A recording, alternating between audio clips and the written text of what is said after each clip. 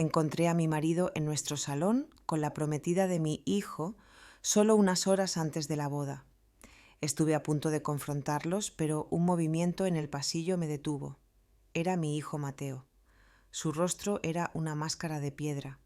Me miró y susurró: «Mamá, ya lo sé, y es peor de lo que piensas». Hola a todos. Gracias por estar aquí conmigo hoy.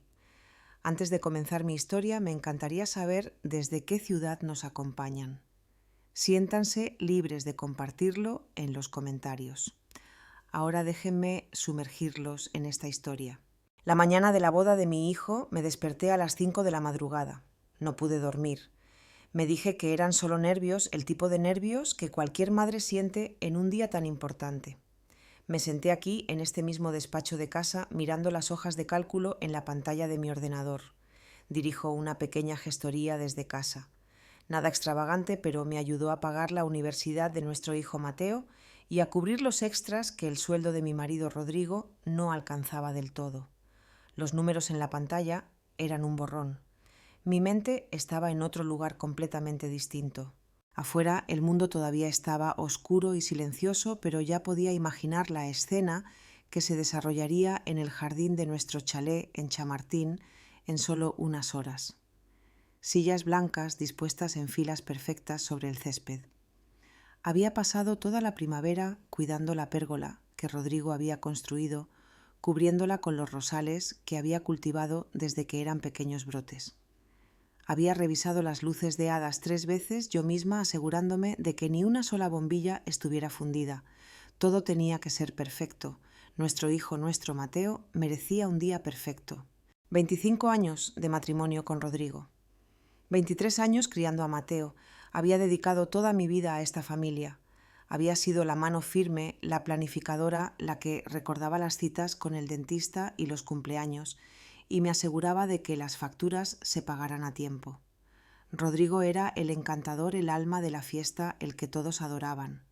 Yo era la base en la que él se apoyaba y durante mucho tiempo eso fue suficiente para mí. Pero últimamente algo se había sentido mal. Una distancia silenciosa se había instalado entre nosotros. Estaba en la forma en que dejaba de hablar cuando yo entraba en una habitación. En la forma en que su teléfono siempre estaba inclinado lejos de mí. Cuando le preguntaba si algo andaba mal, simplemente se reía. «Solo es el trabajo, cariño», decía. «Un gran ascenso en juego». Elegí creerle. ¿Qué más podía hacer? No tiras 25 años de historia por la borda por una sensación. El clic de la puerta del despacho me devolvió al presente. Era Mateo de pie allí en pijama con una taza de café en la mano. Se veía agotado con ojeras oscuras bajo los ojos. A su edad tenía mi naturaleza práctica, pero los rasgos apuestos de su padre. «Mamá, llevas despierta horas», dijo. «La boda no es hasta las 4 de la tarde». «Solo quiero que todo sea perfecto para mi chico», dije, intentando una sonrisa alegre mientras cerraba mi portátil. «Tu padre todavía está durmiendo». «Se fue temprano», dijo Mateo con una nota extraña en su voz. Se acercó y se sentó en el borde de mi escritorio de repente, pareciendo mucho más joven. Dijo algo sobre recoger un regalo para los padres de Valeria los Solís. Fruncí el ceño. Eso era nuevo para mí. «Mamá», dijo dudando, «¿puedo preguntarte algo?» Giré mi silla para enfrentarlo. Bajo la dura luz de mi lámpara de escritorio, su preocupación era evidente. «¿Qué tienes en mente, cariño?» Respiró hondo. «¿Crees que Valeria realmente me ama?» La pregunta me golpeó como un puñetazo en el estómago. Valeria, su prometida. Ambiciosa, hermosa, una joven arquitecta reconvertida en abogada de una familia adinerada de toda la vida con influencia. En la superficie era todo lo que siempre habíamos querido para Mateo. Pero yo había tenido mis propias dudas. Había visto cómo sus ojos a veces se desviaban cuando Mateo hablaba de sus pasiones, cómo revisaba su teléfono durante las cenas familiares. «¿Por qué preguntarías eso, cariño? ¿Es el día de tu boda?» «Lo sé, y tal vez son solo nervios de último minuto», murmuró mirando fijamente su café. «Pero a veces cuando me mira siento que está mirando a través de mí como si fuera solo una casilla que necesitaba marcar en su camino hacia la vida perfecta». Hizo una pausa. y últimamente ha estado pasando mucho tiempo con papá. Siempre están hablando de finanzas e inversiones. Dice que él la está asesorando. Quería contarle sobre las cosas que yo también había notado, cómo los ojos de Rodrigo seguían a Valeria por la habitación, cómo siempre encontraba excusas para ayudarla con su abrigo o rellenar su bebida, cómo sabía exactamente cómo le gustaba el café, 2 azucarillos y un chorrito de leche sin tener que preguntar. En cambio, extendí la mano y apreté la suya. Los nervios de boda son normales, cariño. El matrimonio es el paso más grande que darás en tu vida. No son solo nervios, mamá, dijo quebrándosele la voz. Finalmente me miró sus ojos llenos de un dolor que me aterrorizó. Creo que está enamorada de otra persona. Me quedé helada, la sangre se convirtió en hielo. ¿Qué te hace decir eso? Pequeñas cosas, susurró. La forma en que se ilumina cuando papá llama. Como siempre pregunta por él primero cuando viene. Los vi en el jardín ayer solo hablando. Y la forma en que él la miraba no era como un suegro debería mirar a la prometida de su hijo. Sentí un rubor subir por mi cuello. Forcé mi voz a mantenerse firme. Mateo, esa es una acusación muy seria. Lo sé, dijo encogiéndose de hombros. Y espero estar equivocado. Dios, espero estar equivocado. Antes de que pudiera responder, la puerta se abrió de nuevo. Era Rodrigo. Ya estaba vestido con una camisa impecable y pantalones de vestir luciendo impecable como siempre. Bueno, miren a mis 2 personas favoritas, exclamó. Su sonrisa no llegaba del todo a sus ojos. Parecía sorprendido de ver a Mateo allí. Gran día, hijo, deberías estar preparándote. Volvió su atención hacia mí. Y tú, Bea, vas a agotarte. Valeria acaba de llamar. Vendrá alrededor de las 10 para discutir algunos detalles de última hora sobre la distribución de las mesas. Observé cómo la expresión de Mateo se tensaba. ¿Qué detalles?, preguntó.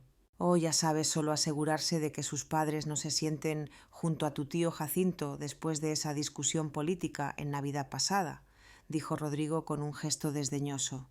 Ya sabes lo especial que es su familia. Deberíamos discutirlo en privado por la política y todo eso. Por supuesto, dijo Mateo, su voz plana. No podemos tener a las personas equivocadas sentadas juntas. La tensión en la habitación era tan espesa que podías cortarla con un cuchillo. Observé a mi marido y a mi hijo y supe en lo más profundo de mi alma que Mateo no estaba equivocado. Algo estaba terriblemente, horriblemente mal. Después de que Franklin y Mateo dejaron mi despacho, un terror frío se apoderó de mí.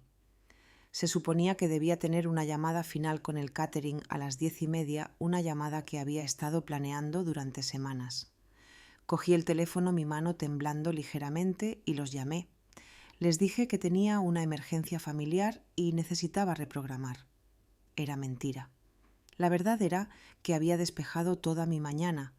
No podía deshacerme de las palabras de Mateo ni de la sensación nauseabunda que la falsa alegría de Rodrigo había provocado. Algo estaba sucediendo en mi casa hoy, y por primera vez en 25 años tenía la intención de descubrir qué era. Pasé las siguientes 2 horas fingiendo estar ocupada. Ordené la cocina, que ya estaba impecable. Reorganicé los centros de mesa florales en la mesa del comedor. Cada sonido me hacía saltar. Cada coche que pasaba hacía que mi corazón golpeara contra mis costillas. Me sentía como una actriz en una obra de teatro, interpretando el papel de la madre feliz del novio, mientras por dentro me retorcía de ansiedad. Exactamente a las 10, un elegante BMW blanco entró en nuestro camino de entrada. El coche de Valeria. La observé desde la ventana de la cocina mientras salía. Incluso con simples vaqueros y una blusa parecía que pertenecía a la portada de una revista. Caminó hacia la puerta principal con la confianza natural de alguien que sabe que pertenece. Mi corazón latía tan fuerte que podía oírlo en mis oídos. Salí por la puerta trasera y rodeé la casa agachándome detrás de las grandes hortensias que bordeaban las ventanas de nuestro salón. Me sentía ridícula como una espía en mi propia casa. Pero la necesidad de saber, la necesidad de confirmar o disipar mis miedos era abrumadora. A través de la gran ventana panorámica podía verlos. Rodrigo la había dejado entrar y estaban de pie junto a la chimenea, el lugar donde tomábamos nuestras fotos familiares cada Navidad. Él le estaba sirviendo una copa. No podía oír sus palabras, pero su lenguaje corporal lo decía todo. Estaban cerca, demasiado cerca. Su mano descansaba baja en su espalda. Era un gesto casual, uno que podría explicarse fácilmente, pero se quedó allí un segundo demasiado largo. Apreté mis manos en puños, mis uñas clavándose en mis palmas. 25 años habíamos construido una vida en esta casa. Habíamos leído cuentos a Mateo en ese mismo sofá. Habíamos organizado innumerables fiestas familiares en esa habitación. Y ahora mi marido estaba allí acariciando a otra mujer, la prometida de mi hijo, el día de la boda de nuestro hijo.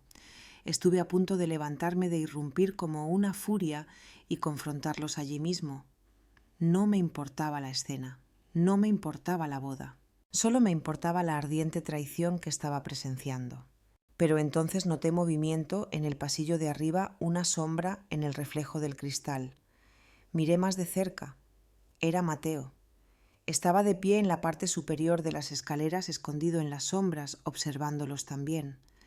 La visión de él tan quieto y roto me detuvo en seco. Este no era solo mi dolor, era el suyo. Abajo las cosas habían escalado.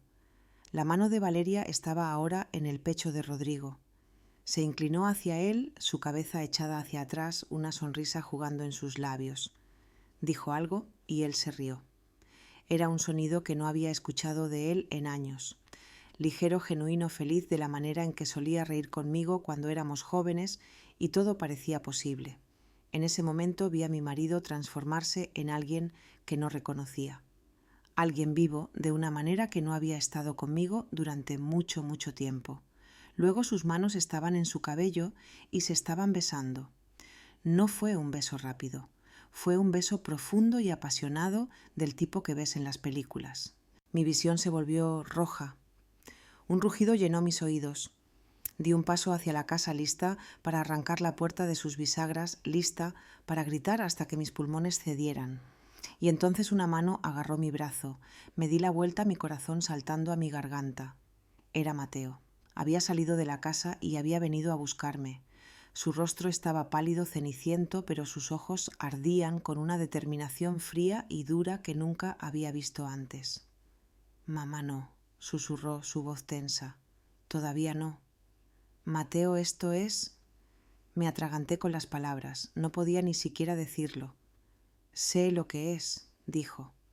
Su voz era firme, aunque podía ver sus manos temblar. «Mamá, lo he sabido durante semanas». Semanas. La palabra salió como un susurro estrangulado. Miré fijamente a mi hijo, el niño que había criado, que ahora me miraba con los ojos de un hombre que había visto demasiado.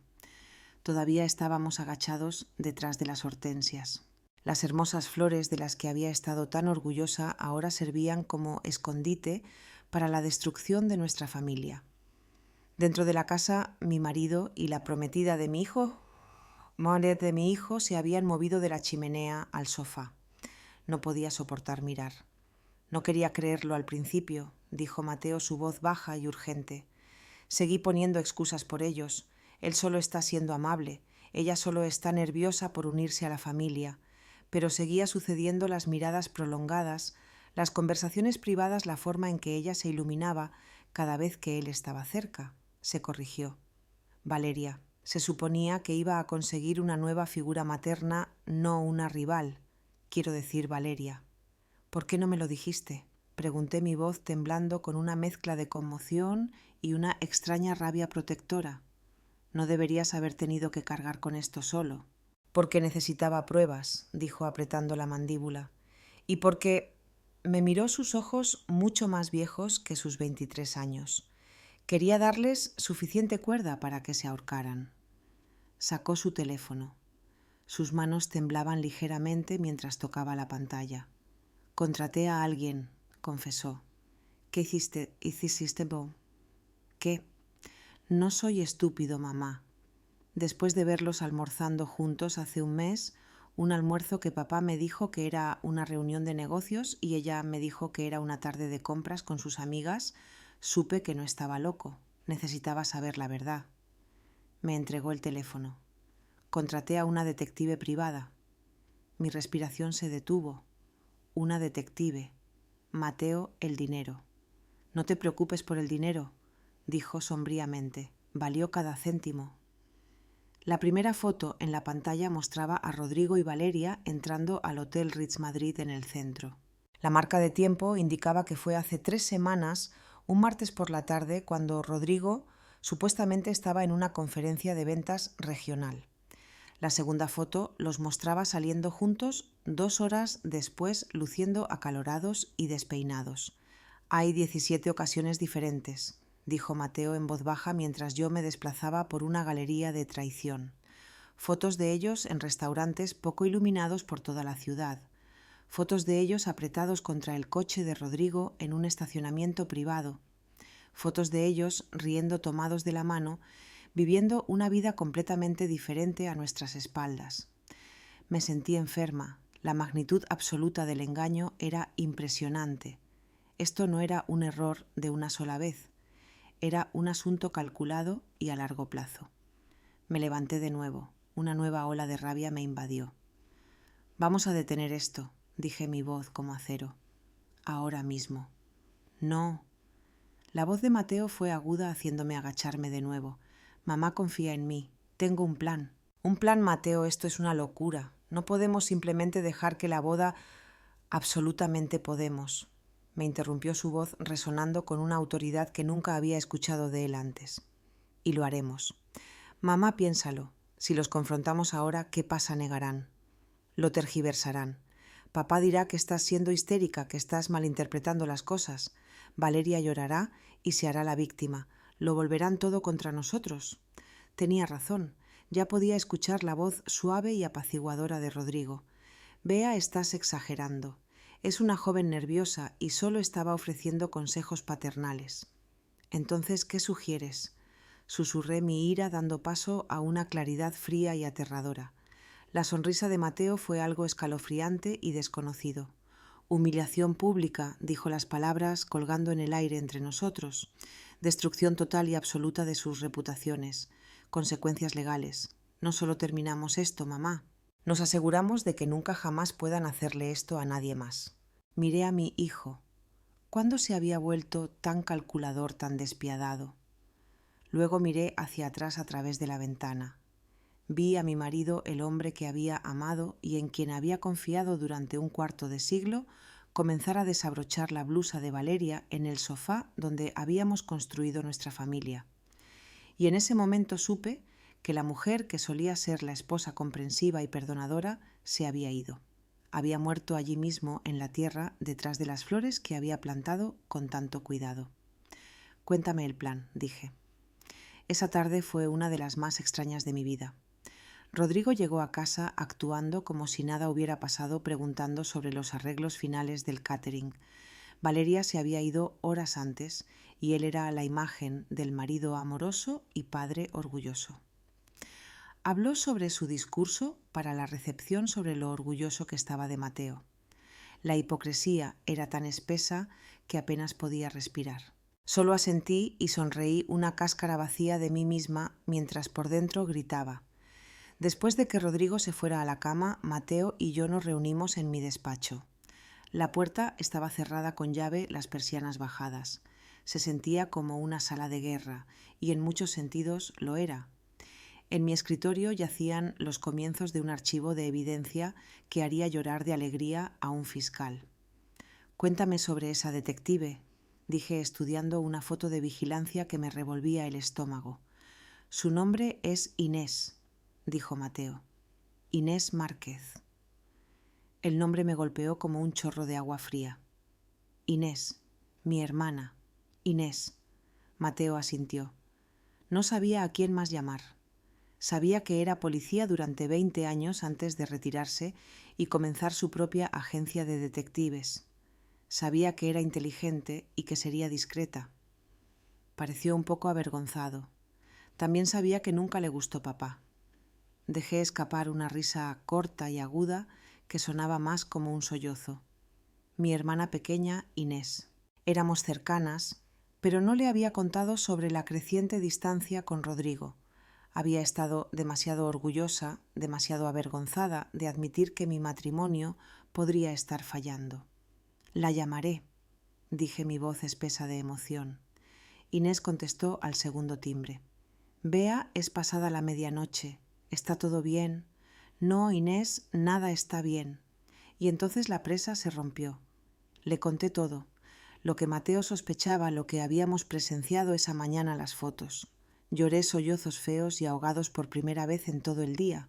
Ella escuchó pacientemente su voz tranquila y firme al otro lado de la línea. No hubo sorpresa ni asombro, solo una aceptación sombría. «No me sorprende, Bea», dijo en voz baja cuando terminé. «He visto la forma en que mira a esa chica. Esperaba estar equivocada». «Mateo me contó sobre las fotos», dije, secándome los ojos. «¿Qué más tienes?»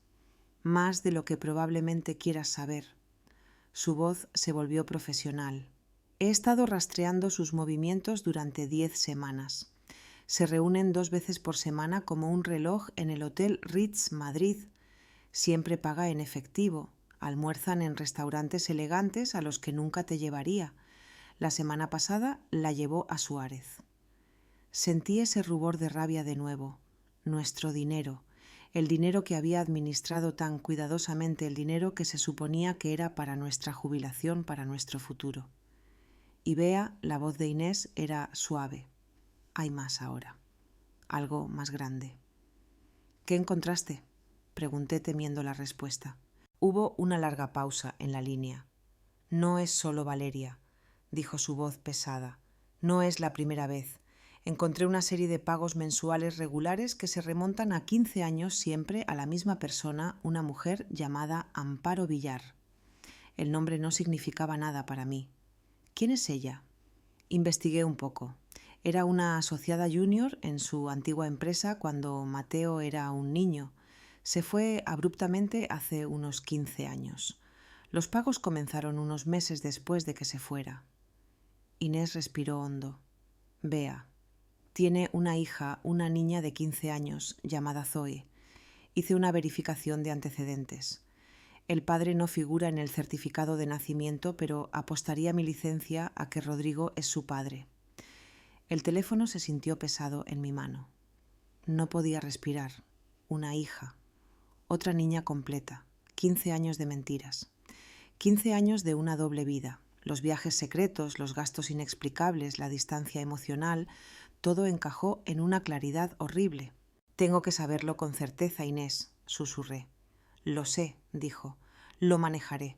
Pero Bea, tienes que estar preparada. Cuando esto caiga va a ser una bomba nuclear». «Lo sé», dije, mi voz fría y dura. «Eso es exactamente con lo que contamos». Las 24 horas previas a la boda fueron un borrón de engaño calculado. Me moví a través de los preparativos como un fantasma a mi cuerpo en piloto automático mientras mi mente se aceleraba. Sonreí a los familiares.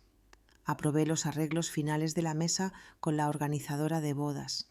Incluso ayudé a Rodrigo con su corbata, mis dedos rozando la seda mientras imaginaba apretarla alrededor de su cuello. Cada interacción era una actuación, cada palabra educada una mentira. Inés trabajó rápidamente. Era una profesional y esto ahora era personal. Me dijo que tenía un contacto en un laboratorio privado. «Es arriesgado, Bea, pero si podemos obtener una muestra de ADN limpia de Rodrigo, podemos obtener una comparación preliminar no legal con una muestra de la niña». Esa noche, después de que Rodrigo se durmiera roncando suavemente a mi lado, en la cama que habíamos compartido durante un cuarto de siglo, salí sigilosamente de la habitación. Mi corazón latía con cada crujido del suelo. Fui al baño y tomé su cepillo de dientes de su soporte. Mi mano temblaba tanto que casi lo dejó caer. Se sentía como la violación definitiva. Pero ¿qué era esto comparado con las violaciones que él había cometido contra mí, contra nuestra familia? Lo metí cuidadosamente en una bolsa de plástico y lo dejé en el buzón para que Inés lo recogiera antes del amanecer. Al día siguiente, mientras la casa zumbaba con la energía caótica de los floristas y fotógrafos que llegaban temprano, Inés llamó. «Tengo más sobre el dinero», dijo su voz sombría. Es peor de lo que pensábamos. Nos encontramos en mi coche estacionado en la calle lejos de la casa, el único lugar donde me sentía segura para hablar. Abrió una computadora portátil y la giró hacia mí. En la pantalla había una hoja de cálculo, una serie vertiginosa de números y fechas.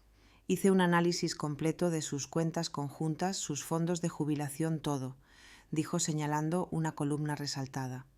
Mira el patrón. Durante años Rodrigo ha estado haciendo retiros regulares de efectivo, pequeñas cantidades, 500 aquí, 700 allá, nunca más de 1000 a la vez, siempre de diferentes sucursales. Pensé que era para su hobby, dije aturdida. Siempre me dijo que estaba invirtiendo en monedas raras, algo que requería transacciones en efectivo. Otra mentira. Su hobby se llamaba Valeria, dijo Inés secamente.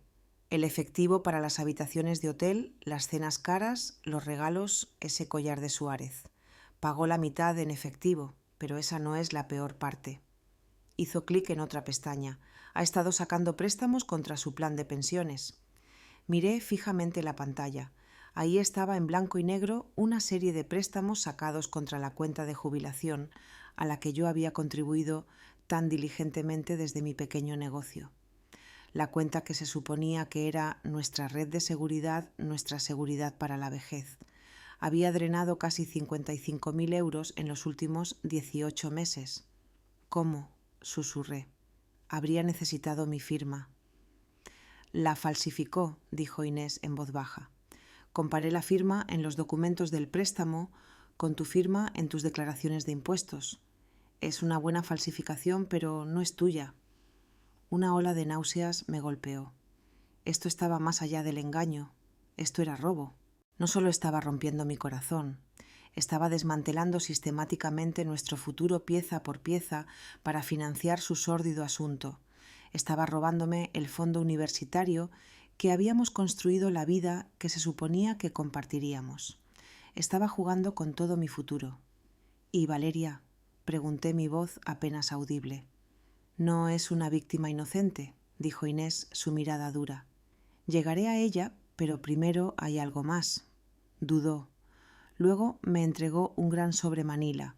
Los resultados preliminares de ADN llegaron esta mañana. Mis manos comenzaron a temblar mientras lo abría.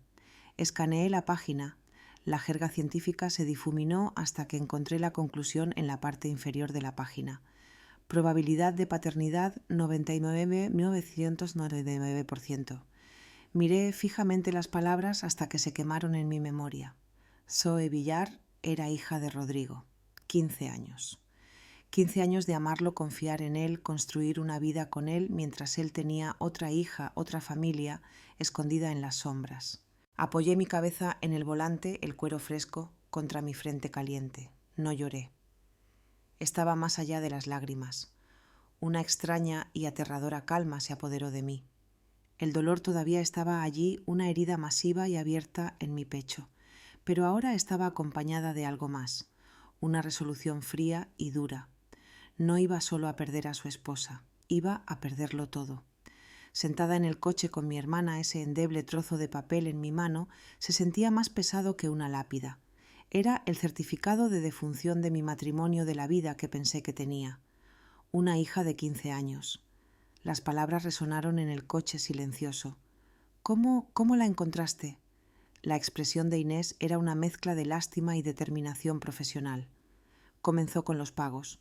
Una vez que tuve el nombre de Amparo Villar, no fue difícil localizarla. Vive a solo 2 pueblos de distancia, Bea, a unos 30 kilómetros. 30 kilómetros. Durante 15 años había estado viviendo una vida secreta a corto trayecto. ¿Cuántas veces me había dicho que estaba trabajando hasta tarde? ¿Cuántas cenas de negocios había asistido? ¿Cuántos viajes de golf de fin de semana había hecho? Mi mente giró mientras revisaba mentalmente años de excusas y mentiras, cada una, ahora, tomando un nuevo significado siniestro. Pasé por la casa ayer por la mañana, continuó Inés, su voz suave. Me hice pasar por una investigadora de mercado. Amparo abrió la puerta y detrás de ella vi a la niña Zoe. Bea es su viva imagen, los mismos ojos oscuros e inteligentes que te atrajeron a él hace todos esos años. La misma sonrisa, es inconfundible. Lo imaginé una adolescente inocente en todo esto que se parecía a mi marido, una hermana que mi hijo nunca supo que tenía. El pensamiento era tan surrealista, tan monstruoso, que no podía procesarlo completamente. Mi familia no solo estaba rota. Era un fraude, una mentira cuidadosamente construida que yo había ayudado sin saberlo a mantener durante más de la mitad de mi vida. ¿La madre Amparo sabe de mí, de Mateo?, pregunté. No puedo decirlo con certeza, admitió Inés, pero la forma en que vive una casa bonita en un buen distrito escolar pero sin una carrera llamativa, está claro que Rodrigo es su principal fuente de apoyo financiero. Tiene todas las razones para mantener las cosas en silencio. No solo estaba pagando manutención infantil, Bea, estaba financiando toda su vida. Con mi dinero, con nuestro dinero. Mi dinero de consultoría, nuestros ahorros conjuntos, el dinero que robó de nuestra jubilación. La traición era tan profunda, tan en capas, sentí que me estaba ahogando. Le devolví el informe de ADN a Inés. Ponlo con el resto de la evidencia, dije. Mi voz desprovista de emoción estaba entumecida. El shock era tan profundo que había cortocircuitado mi capacidad de sentir algo más que un vacío pesado y frío. Pensé en esa niña Zoe. ¿Qué tipo de hombre le dice a su hija que no puede reconocerla? ¿Qué tipo de hombre cría a un hijo a la luz mientras mantiene a otro niño escondido en la oscuridad? La crueldad no solo para mí y Mateo, sino para esta niña inocente era asombrosa. ¿Y qué hay de Valeria?, pregunté, necesitando cambiar mi enfoque, aferrarme a un objetivo para la ira que estaba comenzando a derretir el hielo en mis venas. Dijiste que había más sobre ella. Inés asintió, su expresión endureciéndose de nuevo. Correcto, Valeria, hablemos de la prometida. Volvió a girar la computadora portátil hacia mí y abrió un nuevo archivo. No solo se está acostando con tu marido, ha estado malversando fondos de su bufete de abogados. Las palabras tardaron un momento en registrarse. Es socia junior en un prestigioso bufete del centro, explicó Inés mostrando documentos que parecían informes financieros internos. Ha estado inflando informes de gastos, creando facturas falsas para consultores inexistentes y desviando el dinero a una cuenta bancaria privada. No son grandes cantidades cada vez, pero es constante. En el último año ha robado más de 75.000 euros. Jadeé. 75.000 euros. ¿Y puedo rastrear parte de ese dinero directamente a regalos para Rodrigo?, dijo Inés, mostrándome una transferencia bancaria seguida de un extracto de tarjeta de crédito que mostraba la compra de un reloj de 3.500 euros. Estaba robando de sus socios para comprar regalos para su amante, que estaba robando de su esposa para comprar regalos para ella. Es el círculo de engaño más perfectamente repugnante que he visto jamás. Entonces Valeria no era solo una destructora de hogares. Era una criminal, una ladrona, y estaba a punto de casarse con mi hijo, trayendo su corrupción y mentiras al corazón de lo que quedaba de mi familia. El entumecimiento en mi pecho se desvaneció, reemplazado por una furia blanca y ardiente. Esto ya no se trataba solo de un corazón roto. Se trataba de proteger a mi hijo. Se trataba de justicia. Se trataba de asegurar que estas dos personas enfrentaran las consecuencias de cada mentira, cada euro, cada promesa rota. Está bien, dije mirando a mi hermana a los ojos. El plan de la boda. Repasémoslo una vez más. Quiero que sea perfecto. El conocimiento de la malversación de Valeria añadió una capa oscura y criminal a la ya impresionante traición. Esto ya no era solo un drama doméstico desordenado y desgarrador. Era una conspiración de fraude y robo perpetrada por las dos personas que deberían haber estado más cerca de nosotros. ¿Cómo conseguiste todo esto?, le pregunté a Inés, señalando los documentos financieros condenatorios en la pantalla de su portátil. Todavía estábamos en mi coche, el aire espeso con el olor de la conspiración y el café rancio. Valeria no es tan inteligente como cree, dijo Inés con sombría satisfacción. Se descuidó. Y tengo amigos en la fuerza policial que estaban dispuestos a hacer algunos favores cuando escucharon la historia. Un amigo mío en la unidad de delitos económicos echó un vistazo a estos patrones y supo exactamente lo que estaba viendo. Señaló la pantalla. Estaba moviendo el dinero a través de una sociedad pantalla que creó usando el apellido de soltera de su madre. Fue amateur. Pensé en los padres de Valeria Los Solís. Eran pilares de la comunidad. Su padre era un respetado magistrado del Tribunal Supremo. Su madre estaba en la junta directiva de 3 organizaciones benéficas diferentes. Se movían en círculos donde la reputación lo era todo. Creían que su hija era una estrella en ascenso, casándose con una familia buena y estable. No tenían idea de que su niña dorada era una ladrona y la familia estable en la que se estaba casando era un castillo de naipes construido sobre mentiras. La humillación pública iba a destruirlos también. Por un instante fugaz sentí una punzada de lástima por ellos. Eran daños colaterales inocentes, pero ese sentimiento fue rápidamente extinguido por el fuego de mi propia traición. Entonces Rodrigo está robando nuestro dinero de jubilación para comprar regalos para su amante.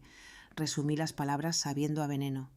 Y Valeria está robando de su firma para comprar regalos para mi marido, su amante, que también es su futuro suegro. Sacudí la cabeza con incredulidad. Esto es material de película. Se pone mejor, dijo Inés, un giro irónico en sus labios. Parte del dinero que Rodrigo sacó de tu plan de pensiones lo invirtió en un negocio inmobiliario seguro que Valeria le recomendó. Déjame adivinar, dije mi voz goteando sarcasmo. El trato fracasó. El trato nunca existió, confirmó Inés. El dinero fue directamente a esa cuenta secreta suya. También le estaba robando a él. Estaba tan cegado por su propio ego e infatuación que nunca lo vio. Tuve que reírme. Fue un sonido amargo y sin alegría. Mi brillante y encantador marido, el hombre que siempre pensó que era la persona más inteligente de la sala, estaba siendo estafado por una malversadora de 20 y tantos años. Era casi poético. Pasamos otra hora repasando la evidencia que Inés había recopilado. Tenía todo extractos bancarios, fotos de vigilancia, recibos de hoteles pagados en efectivo, documentos de préstamos falsificados y ahora un archivo criminal completo sobre las actividades de Valeria que estaba listo para ser entregado al fiscal. Miré el archivo, las pestañas ordenadas y las páginas organizadas que representaban la completa demolición de mi vida. 25 años de matrimonio reducidos a una pila de documentos incriminatorios en el asiento del pasajero de mi coche. De repente una ola de agotamiento me invadió tan profunda que se sintió como un peso físico presionando mi pecho. Inés, podemos hacer esto, susurré. ¿Realmente podemos pararnos frente a 300 personas y hacerle esto a nuestra familia? Inés se acercó y puso su mano en mi brazo. Su agarre era firme y reconfortante. Bea, escúchame, dijo su voz seria. ¿Qué otra opción tienes? Si los confrontas en privado mentirán, te manipularán, volverán a Mateo en tu contra, negarán, hasta que empieces a pensar que eres la loca. Lo he visto 100 veces. Tenía razón, lo sabía. Rodrigo era un maestro de la manipulación. Podía salirse con la suya de cualquier cosa. De esta manera, continuó, no hay escapatoria, no hay espacio para mentiras. Solo está la verdad presentada frente a todos los que intentaron impresionar. Esto no se trata solo de venganza, Bea, se trata de consecuencias. Valeria tiene que enfrentar tiempo en prisión. Rodrigo tiene que ser responsable no solo por el engaño, sino por el fraude financiero que cometió contra ti. Esta es la única manera de asegurarse de que las mentiras se detengan para siempre. Respiré hondo el aire viciado del coche llenando mis pulmones. Pensé en Mateo, su rostro pálido y decidido. Pensé en Zoe, la hija que nunca conocí. Pensé en los 25 años que le había dado a un hombre que me había estado mintiendo desde el principio. Tienes razón, dije, mi voz clara y firme de nuevo. Es la única manera. Arranqué el coche. Vamos, tenemos una boda que preparar. Las horas finales antes de la boda fueron las más surrealistas de mi vida. Volví a casa y reanudé mi papel como la madre tranquila y feliz del novio. Sentí un extraño sentido de desapego como si estuviera viendo una película de mi propia vida. Me vi riendo con mis primas, elogiando el vestido de mi cuñada y asegurando al catering que todo se veía maravilloso. Por dentro era una espiral de tensión y dolor, pero por fuera la imagen de orgullo maternal.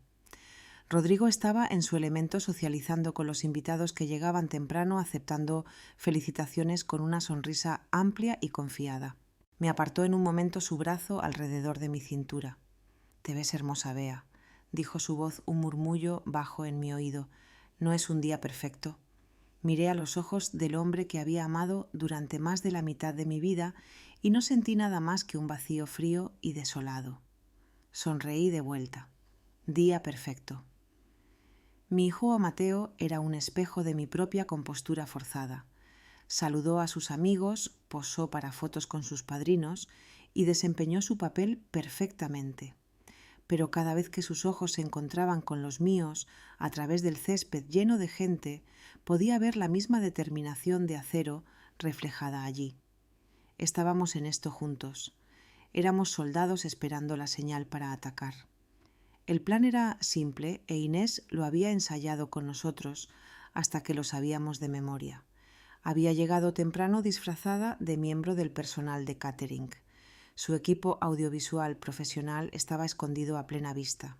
Había conectado su computadora portátil a la gran pantalla de proyección que habíamos alquilado supuestamente para una presentación sentimental de fotos de bebé de Mateo. Nadie sospechaba nada. Tenía un pequeño control remoto en su bolsillo. Cuando llegara el momento, todo lo que tenía que hacer era presionar un solo botón. Yo tenía mi propio papel que desempeñar. Había preparado los papeles de divorcio con mi abogado 3 semanas antes, un hecho que había mantenido en secreto incluso para Mateo. Estaban firmados y notariados en un sobre sellado en mi bolso de mano. También tenía una memoria USB con copias de cada pieza de evidencia que Inés había reunido. De una forma u otra, mi matrimonio terminaría oficialmente hoy. No había vuelta atrás. No solo estaba planeando una confrontación, estaba planeando el primer día del resto de mi vida. A las 4:05 tomé mi asiento en la primera fila. El cuarteto de cuerdas comenzó a tocar y la fiesta nupcial hizo su entrada. Rodrigo se sentó a mi lado, apretando mi mano con lo que parecía afecto genuino. Sentí un temblor de repulsión, pero me obligué a no apartarme. Valeria apareció al final del pasillo, una visión en encaje blanco. Se veía radiante, hermosa y completamente fraudulenta. Sonrió a la multitud. Luego sus ojos encontraron a Rodrigo en la primera fila. Por una fracción de segundo pasó una mirada entre ellos. Una mirada de secretos compartidos, de triunfante conspiración. Pensaron que habían ganado. Pensaron que estaban a solo minutos de cimentar su futuro perfecto y engañoso. Mateo estaba en el altar, su rostro una máscara ilegible. Cuando Valeria se unió a él, tomó su mano. Su expresión nunca vaciló. Miró a la multitud, sus ojos escaneando los rostros hasta que aterrizaron en los míos. Dio un solo asentimiento casi imperceptible. Era hora. El oficiante comenzó la ceremonia con las palabras habituales sobre el amor, el compromiso y la fidelidad. La ironía era tan densa que era casi sofocante. Me pregunté si Rodrigo y Valeria siquiera estaban escuchando o si ya estaban planeando su próxima cita secreta. La ceremonia continuó. Intercambiaron votos que no significaban promesas que ya habían roto 100 veces. Mi estómago se revolvió con cada mentira que salía de sus labios. Finalmente el oficiante llegó al momento crítico. Sonrió benévolamente a la multitud. Si alguien aquí tiene alguna razón por la que estos dos no deberían unirse en santo matrimonio, que hable ahora o calle para siempre. Un silencio cayó sobre los 300 invitados. Este era el momento. Mi corazón golpeaba contra mis costillas tan fuerte que pensé que podría atravesar. Podía sentir los ojos de todos sobre nosotros. Tomé una respiración lenta y deliberada. Luego me puse de pie. En el momento en que me levanté, un jadeo colectivo recorrió los 300 invitados. El aire, que había estado lleno de las suaves melodías del cuarteto de cuerdas y la cálida brisa de la tarde, de repente se volvió espeso y silencioso. Todas las cabezas en el jardín se volvieron hacia mí. Podía sentir su confusión, su sorpresa, su curiosidad como una fuerza física. Rodrigo, sentado a mi lado, se puso rígido. «Bea, ¿qué estás haciendo?», siseó su mano agarrando mi brazo. «Siéntate, estás haciendo una escena». Sacudí su mano como si fuera una serpiente venenosa. Miré más allá de él, mis ojos fijos en mi hijo Mateo, que estaba en el altar, su rostro pálido pero decidido. Sabía que esto venía. Lo habíamos planeado. Luego miré a Valeria, cuya sonrisa radiante se había congelado en una máscara de horror confuso. «Lo siento a todos», dije, mi voz clara y sorprendentemente firme. Llevaba a través del jardín silencioso. Pido disculpas por la interrupción, pero creo que el oficiante preguntó si había alguna razón por la que este matrimonio no debería proceder. Hice una pausa, dejando que el peso de mis palabras se asentara. ¿Y si tengo una razón? Una ola de murmullos recorrió la multitud. Vi al padre de Valeria, el magistrado Solís, comenzar a levantarse de su asiento, una expresión de indignación atronadora en su rostro. «Señora León, ¿cuál es el significado de esto?», tronó. «El significado, magistrado Solís», dije volviéndome para enfrentarlo, «es que su hija está a punto de casarse con mi hijo bajo falsos pretextos, y creo que usted y todos los demás reunidos aquí hoy merecen saber la verdad». Saqué el pequeño control remoto de mi bolso. Era el que Inés me había dado. Mi pulgar se cernía sobre el único botón rojo. «La verdad», farfulló Rodrigo, su rostro enrojeciendo carmesí. «Bea, has perdido la cabeza. Estás avergonzando a nuestro hijo». «¿Lo estoy, Rodrigo?», pregunté con calma, volviendo mi mirada hacia él, mi voz bajando a una calma helada. «Tú eres el que ha avergonzado a nuestro hijo. Tú y tu amante». Con eso presioné el botón. Detrás del altar, la gran pantalla que se suponía que mostraría una presentación de fotos de bebé de Mateo cobró vida. La primera imagen que apareció fue una nítida fotografía de vigilancia de Rodrigo y Valeria, encerrados en ese beso apasionado en nuestro salón, la que Mateo y yo habíamos presenciado justo el día anterior. La marca de tiempo era claramente visible. La multitud estalló. Hubo gritos jadeos, personas poniéndose de pie para ver mejor. Vi a la madre de Valeria llevar una mano a su pecho, su rostro ceniciento. «Pero eso no es todo», continué, mi voz de alguna manera elevándose por encima del caos. «Verán, esto no fue solo un error de una sola vez. Esto ha estado sucediendo durante meses». La pantalla cambió. Apareció una nueva foto. Rodrigo y Valeria entrando al Hotel Ritz Madrid. La marca de tiempo claramente visible. Luego otra y otra. Un collage de sus reuniones secretas, sus almuerzos clandestinos, sus mentiras expuestas para que todos las vieran. Valeria tartamudeó tratando de negarlo, pero su voz se perdió en el alboroto. Rodrigo estaba de pie gritando: «¡Esto es falso! ¡Esos son fotomontajes! Bea está teniendo un colapso nervioso». «¿Lo estoy, Rodrigo?», pregunté en voz baja. «Entonces tal vez puedas explicar esto». La pantalla cambió de nuevo. Esta vez mostraba extractos bancarios. Mi dedo, en una foto de primer plano, señalaba los retiros de efectivo sospechosos, las firmas falsificadas en los documentos de préstamo del plan de pensiones. Un recibo de Suárez por un collar de 12.000 euros apareció en la pantalla, seguido de una foto de Valeria, usando ese mismo collar en su despedida de soltera. El ruido de la multitud comenzó a disminuir, reemplazado por un silencio atónito y horrorizado. Esto ya no era solo un escándalo de engaño, era algo más oscuro.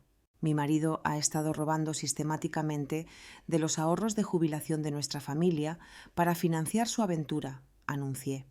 Y su prometida, la mujer, a punto de casarse con mi hijo, también ha estado ocupada. La siguiente diapositiva mostró la evidencia de la malversación de Valeria, de su bufete de abogados, las facturas falsas, las transferencias bancarias.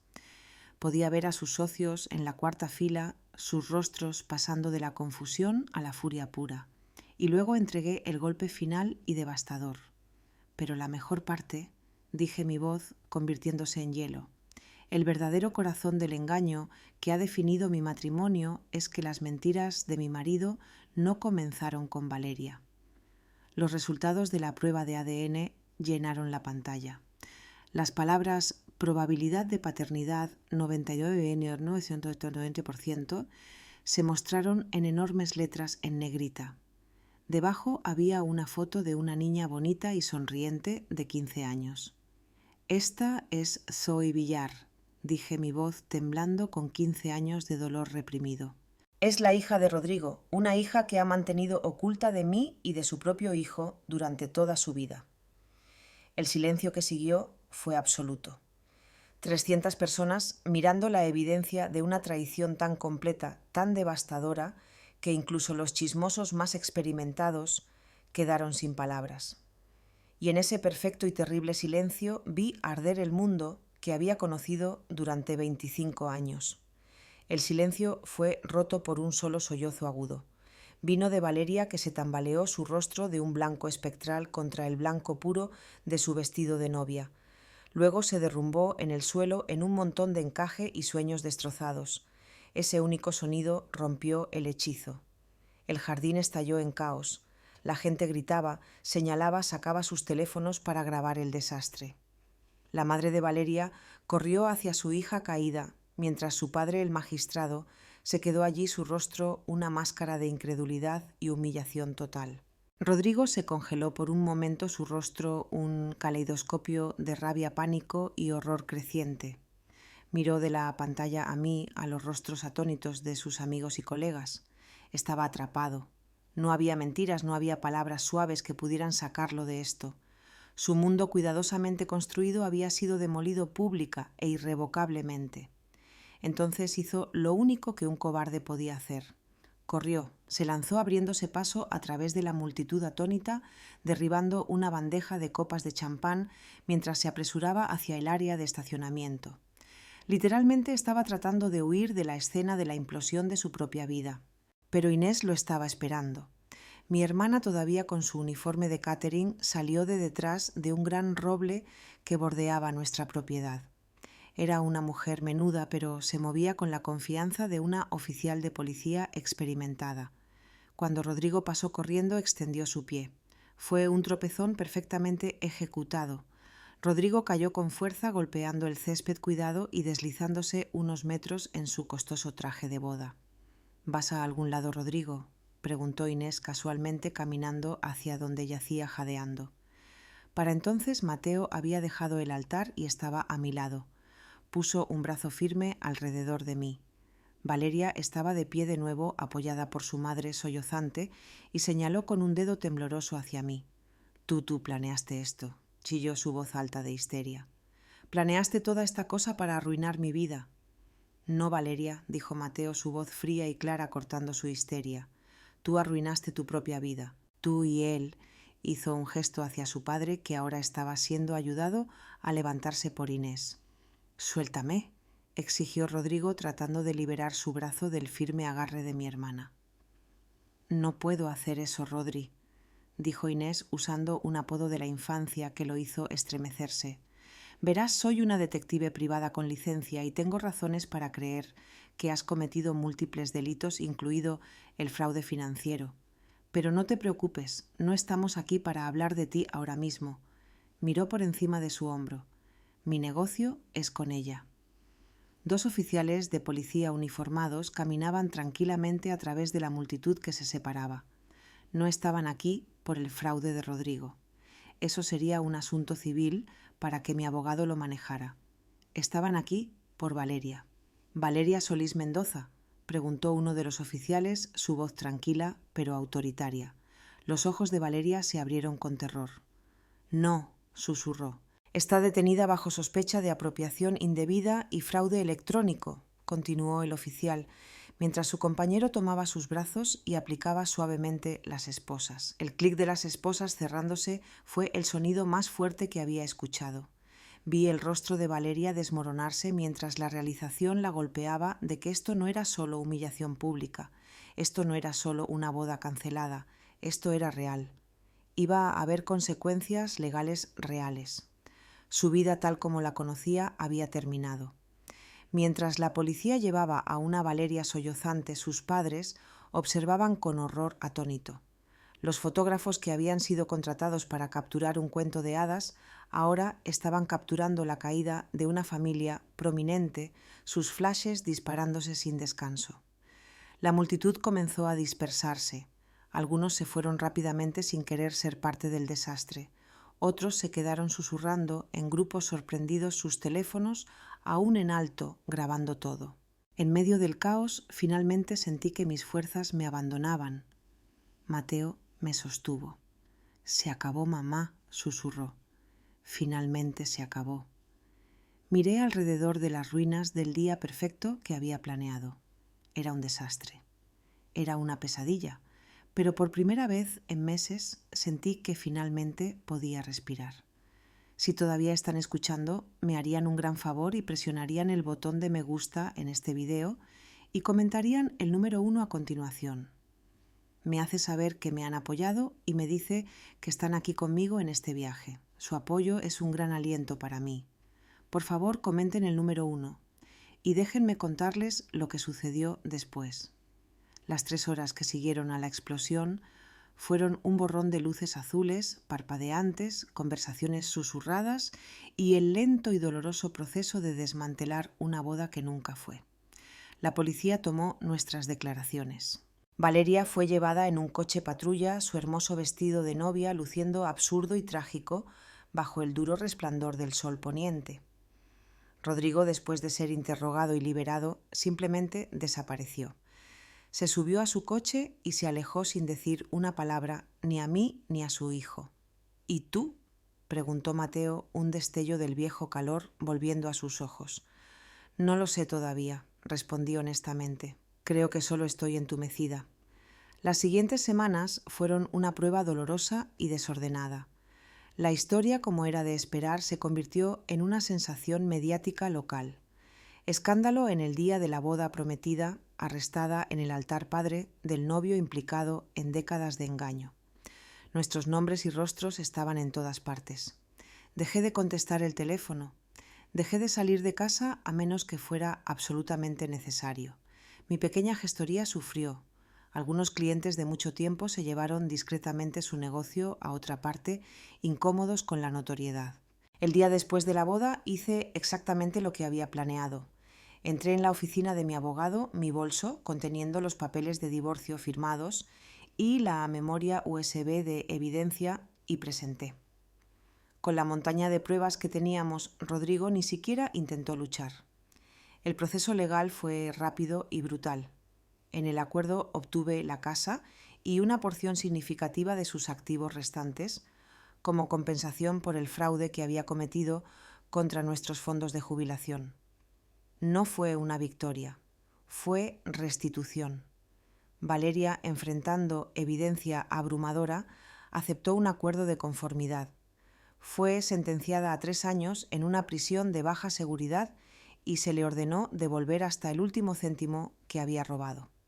La reputación de su familia quedó destrozada.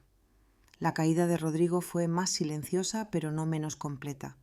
Perdió su trabajo, su reputación y el respeto de todos los que conocía. Se mudó a un pequeño apartamento al otro lado de la ciudad y por lo que escuché rara vez mostraba su rostro en público, pero la parte más complicada de las secuelas fue Zoe. 2 semanas después de la boda recibí una carta. Era de Amparo Villar, la madre de Zoe. Era corta y directa. Se disculpó por el dolor que su relación pasada con Rodrigo había causado y dijo que su hija Zoe había aprendido la verdad de las noticias y quería conocer a Mateo y a mí. Me senté con esa carta durante 3 días. ¿Qué se suponía que debía hacer? Esta niña era la encarnación viviente de la mayor traición de mi marido. Pero también era inocente. No había pedido nada de esto. Era la hermana de mi hijo. Le mostré la carta a Mateo. La leyó su rostro sombrío. «Quiero conocerla», dijo inmediatamente. «Es mi hermana mamá, merece conocer a su familia o lo que queda de ella». Así que hice la llamada. Acordamos reunirnos en un lugar neutral, una tranquila cafetería en un pueblo a medio camino entre el nuestro. Estaba aterrorizada. Mientras esperábamos a que llegaran, retorcí la servilleta en mis manos hasta que fue un desastre deshilachado. Luego entraron. Amparo era una mujer ordinaria y de aspecto cansado que parecía llevar el peso de sus secretos en la inclinación de sus hombros. Y detrás de ella estaba Zoe. En el momento en que la vi, mi aliento se detuvo. Inés tenía razón. Tenía los ojos de Rodrigo, los mismos ojos oscuros e inteligentes que me habían hecho enamorarme de él hace todos esos años. Se veía asustada e insegura, aferrándose a un libro contra su pecho como un escudo. Y en ese momento, mirando a esta niña inocente que era una víctima en todo esto, supe que mi ira no era con ella, era con él, siempre con él. Esa primera reunión con Zoe fue incómoda. Las palabras se sentían torpes e inadecuadas. Mateo, bendito sea su corazón, hizo la mayor parte de la conversación. Le preguntó sobre la escuela secundaria, sobre el libro que sostenía sobre su vida. No preguntó sobre Rodrigo. Simplemente la trató como a una persona, como a una hermana que estaba conociendo por primera vez. Yo en su mayor parte solo observé, tratando de reconciliar la imagen de esta chica tímida y dulce con la mentira monumental que representaba. Lentamente, tentativamente, comenzamos a construir algo nuevo. Nos reunimos de nuevo para tomar café, luego almorzar. Mateo y Zoe comenzaron a enviarse mensajes de texto descubriendo un amor compartido por las películas antiguas y la comida picante. Me encontré esperando verla escuchar sobre su vida. Era brillante, divertida y amable. Era un alma inocente atrapada en los restos causados por nuestros padres. Pasó un año. La vida se asentó en un nuevo ritmo desconocido. El divorcio se finalizó. La tormenta mediática se calmó, reemplazada por escándalos más nuevos y frescos. Vertí mi energía en reconstruir mi negocio y lentamente mis clientes comenzaron a regresar. Vendí la gran casa familiar con su jardín lleno de fantasmas y compré un adosado más pequeño y manejable para mí. Era tranquilo, pacífico y era mío. Mateo, después de meses de terapia para trabajar a través del trauma de la traición, estaba prosperando. Había dejado su trabajo corporativo y vuelto a la escuela para perseguir su verdadera pasión, la arquitectura paisajista. Estaba diseñando espacios hermosos, creando orden y belleza de la tierra y la piedra, una metáfora apropiada para lo que estaba haciendo con su propia vida. Estaba saliendo con una mujer encantadora, una bibliotecaria amable y genuina, que lo miraba como si fuera la única persona en el mundo. Y Zoe. Zoe se había convertido en parte de nuestras vidas. Venía a cenar cada 2 domingos. Ella y Mateo habían desarrollado un vínculo fraternal real, bromeando entre sí y hablando durante horas. Me encontré sintiendo un amor feroz y protector por ella. Ya no era un símbolo de traición. Era solo Zoe, la hermana de mi hijo y mío, y de una manera extraña parte de mi familia. Una noche, aproximadamente un año después de la boda que no fue, estaba sentada en la sala de estar de mi nuevo hogar cuando sonó el timbre. Era Rodrigo. No lo había visto ni hablado con él desde el día en que huyó de nuestra recepción arruinada. Se veía disminuido, más viejo, más gris, la arrogancia confiada se había ido reemplazada por un profundo cansancio. Me preguntó si podía entrar. Dudé. Luego me hice a un lado. Me dijo que estaba en terapia. Dijo que estaba tratando de entender por qué había hecho las cosas que había hecho. Se disculpó. Dijo que lo sentía por las mentiras, por la traición, por el dolor que me había causado a Mateo y a Zoe. Escuché y supe que lo decía en serio. Pero una disculpa no podía borrar 25 años de engaño. «Te perdono, Rodrigo», dije, y me sorprendió descubrir que realmente lo decía en serio. No por ti, sino por mí. No puedo cargar con esa ira más, es demasiado pesada. Lo miré a los ojos. «Pero nunca volveré a confiar en ti. Nunca podemos volver atrás», asintió un brillo de lágrimas en sus ojos. «Lo sé», susurró y luego se fue. Esa noche, mientras me preparaba para acostarme, me encontré pensando en la mujer que era hace un año agachada en la tierra detrás de las hortensias. Estaba tan rota, tan perdida. Deseaba poder volver y decirle que todo estaría bien, que el dolor no era el final de la historia. La familia que pensé que tenía era una mentira. Se hizo añicos en 1.000.000 de pedazos en esa soleada tarde. pero lo que Mateo Zoe y yo construimos en su lugar era más pequeño, más silencioso e imperfecto. Pero era honesto, no estaba construido sobre mentiras cómodas, sino sobre una verdad difícil, dolorosa y, en última instancia, liberadora. Habíamos perdido todo, pero al hacerlo habíamos encontrado algo real, y por primera vez en mucho, mucho tiempo eso se sentía suficiente. Gracias. Gracias por escuchar mi historia. Si han pasado por algo similar o si alguna parte de esto ha resonado con ustedes, por favor, siéntanse libres de compartir sus pensamientos en los comentarios. Sus historias importan. Y si les gustaría escuchar más, por favor, consideren dar me gusta a este video y suscribirse al canal. Sean amables con ustedes mismos y los veré la próxima vez.